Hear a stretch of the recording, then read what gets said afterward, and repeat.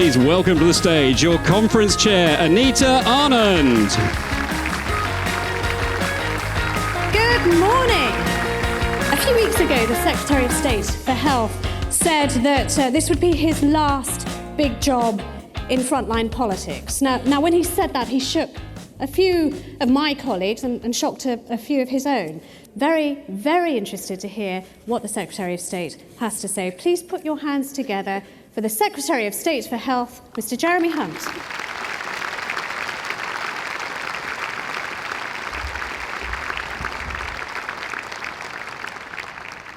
At the end of a year when we've had a very damaging and difficult industrial relations dispute, that of course takes its toll on morale. But that isn't the whole picture. If you 5 years ago worked at Wexham Park, you knew what the CQC subsequently told us, which was that the care there was unsafe.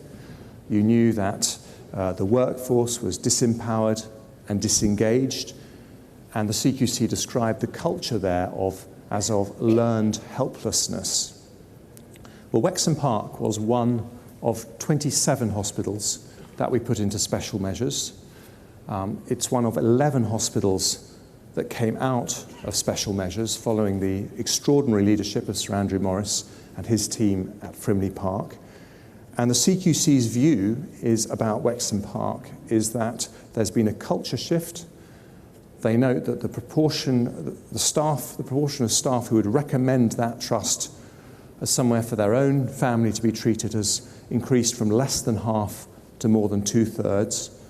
And of their 8 core areas, whereas before 6 of the 8 were inadequate, now all 8 are good or outstanding. That is an extraordinary turnaround.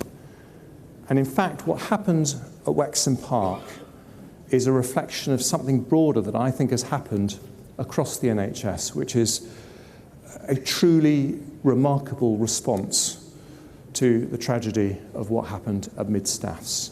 We could have buried our heads in the sand. We could have said, this is just something that's happened at an isolated hospital. It's nothing to do with me.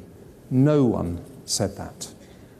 And the result of that is that we see an NHS which is, despite the fact that we're doing 4,500 more operations every single day, the proportion of patients being harmed in hospitals is down by 1/3, according to the Health Foundation.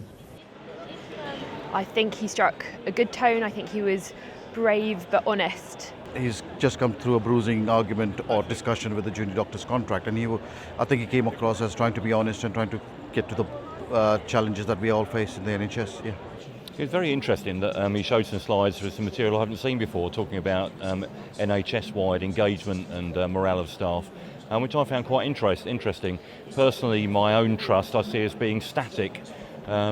And so, yes, I think he gave me a different view, and I'd like to get behind the data a little bit more. We have a fantastic workforce in terms of the NHS in general, within my patch in Barnsley, and they really own the organisation and want to be there and make these changes. I think it's embedding changes and moving on that we need to allow our staff to do. It's very difficult trying to please 1.2 million people, isn't it? And I don't know how we try to achieve that. Certainly we all need to look at it from our own trust's perspective, and so perhaps that insight he's given me today has given me some other hooks. So yeah, I was pleased with that.